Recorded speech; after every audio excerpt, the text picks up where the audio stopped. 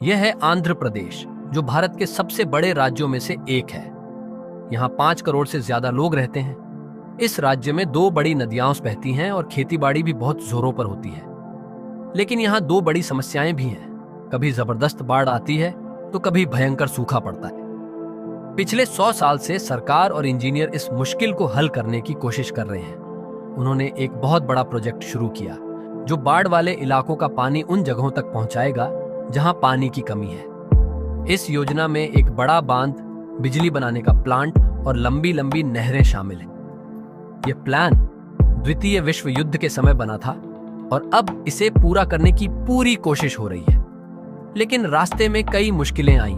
कभी प्राकृतिक आपदाएं, कभी सरकारों के बीच टकराव और कभी जमीन को लेकर झगड़े। कई बार ऐसा लगा कि यह प्रोजेक्ट बंद ही हो जाएगा, लेकिन अब इसे पूरा करने के लिए सब जोर लगा रहे हैं। अरासा, आंध्र प्रदेश में बाढ़ और सूखा क्यों आता है? आंध्र प्रदेश भारत के दक्षिण पूर्वी तट पर करीब 1000 किलोमीटर तक फैला है। ये चावल और तंबाकू उगाने वाला बड़ा राज्य है, लेकिन यहाँ का मौसम बहुत अनिश्चित होता है। कभी बहुत ज्यादा बारिश होती है तो कभी महीनों तक एक बूंद भी नहीं गिरती। हर साल यहाँ 8 लाख हेक्टेयर जमीन बाढ़ की चपेट में आ जाती है, जो लंदन से 5 गुना बड़ी जगह है। पिछले 20 सालों में यह समस्या और बढ़ गई है। 2024 में आई बाढ़ में कई लोगों की जान चली गई। वहीं पश्चिम के कुछ जिलों में बारिश बहुत कम होती, जिससे खेती सूख जाती है और पीने के पानी की कमी हो जाती है। यानी एक जगह पानी की भरमार है और दूसरी जगह लोग बूंद बूंद के लिए तरसते हैं। अब सोचो, अगर इन दोनों के बीच पानी का सही संतुलन बना दिया जाए तो कितनी बड़ी समस्या हल हो सकती है। अरासारा से पोलावरम प्रोजेक्ट, बाढ़ और सूखे का हल, यही सोचकर पोलावरम प्रोजेक्ट लाया गया। ये एक विशाल बांध है जो गोदावरी नदी, भारत की दूसरी सबसे लंबी नदी, पर 3.5 किलोमीटर तक फैला हुआ है। ये प्रोजेक्ट 7.2 लाख एकड़ जमीन की सिंचाई करेगा, बाढ़ से बचाएगा और बिजली भी बनाएगा। इस प्रोजेक्ट की सबसे अहम चीज है स्पिलवे। ये एक ऊंचा बांध है जिसमें 48 गेट लगे हैं जो जरूरत पड़ने पर पानी छोड़ सकते हैं।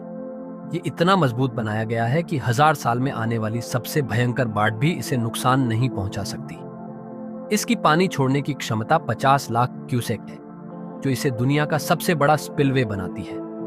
इसके अलावा इसमें एक खास रास्ता भी बनाया गया है जिसे फिश लैडर कहते हैं। ये मछलियों को उनके प्रजनन स्थल तक पहुंचने में मदद करता है जब नदी में पानी का स्तर बहुत ऊंचा होता है।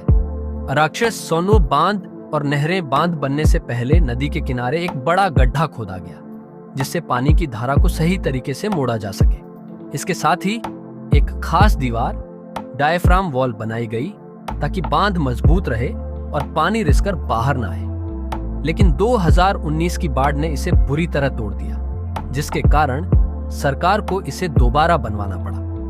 इस प्रोजेक्ट में 2 बड़ी नहरें भी बनाई जा रही हैं। एक नहर पूर्व की ओर 180 किलोमीटर दूर जलाशयों तक जाएगी और दूसरी पश्चिम की ओर कृष्णा नदी तक। यानी ये भारत की 2 बड़ी नदियों गोदावरी और कृष्णा को आपस में जोड़ देगी। परेशानियां, हालांकि इस परियोजना से सब खुश नहीं है। ओडिशा के कुछ गांवों को डर है कि बांध बनने के बाद उनका इलाका पानी में डूब सकता है।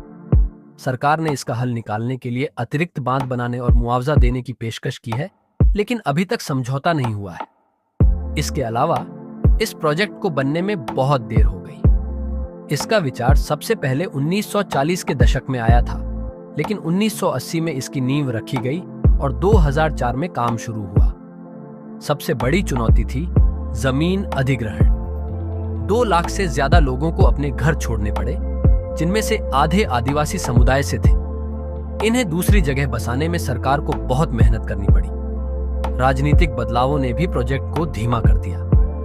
जब एक नई सरकार आई तो उसने पिछली सरकार पर आरोप लगाए कि उसने 5 साल में सिर्फ 4% काम किया। इसके अलावा प्रोजेक्ट की लागत भी लगातार बढ़ती गई। पहले इसे 1.5 बिलियन डॉलर में पूरा करने की योजना थी, लेकिन अब यह 3.5 बिलियन डॉलर तक पहुंच गई है।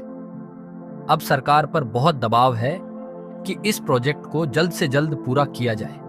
मुख्यमंत्री चंद्रबाबू नायडू ने घोषणा की है कि इसे 2027 तक पूरा करना ही होगा और पहले चरण का निर्माण अक्टूबर 2026 तक खत्म हो जाना चाहिए।